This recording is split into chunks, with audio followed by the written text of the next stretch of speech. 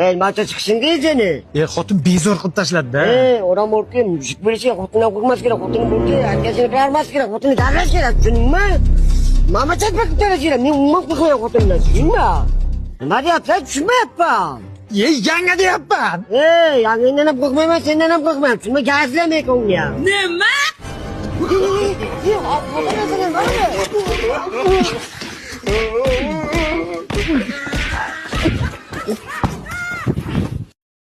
Hayotga yaxshi yashash uchun nima qilish kerakligini bilish uchun biz yo'lga chiqqanmiz. Qani ketdik.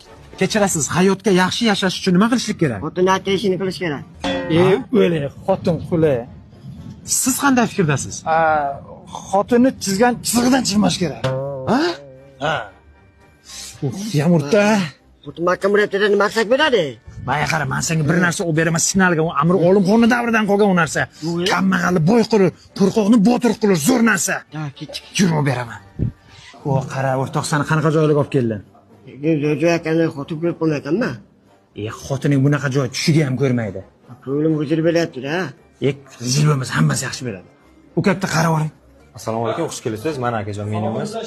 Menuni qo'ya turing. Bo'yning singari zo'rdan olib keling. Xo'p, bo'lar akajon. Akajon yeyishga nima beray? Nimalaring bor? Akajon, bizning shef choyxonamizda mashhur beshbarmoq, bedona, umakay jiz, shashliklarimizda har xil turlaridan bor. Ha, tinchlikmi? Filmni xotinim ko'ryapti-man, nima? Mabodo inangni ko'rmayapsanmi? Yo'qsa men ham ko'raman. Jim o'tiring, odam sharmanda qilma. Chiqay, jon jo'ra, baraka olib ketaylik. Olib keling zo'rida. Ayna senga ishonaman. Hozir kirasan, xotinni ham jittasan, boshqasini ham. Sen menga ishonmaysan, men o'rta xotinni ham gazlayman, boshqasini gazlayman. Ko'rinib turibdi, og'ayni. Endi jitta bor. Gazlayman! Nima? Assalomu alaykum. Va alaykum.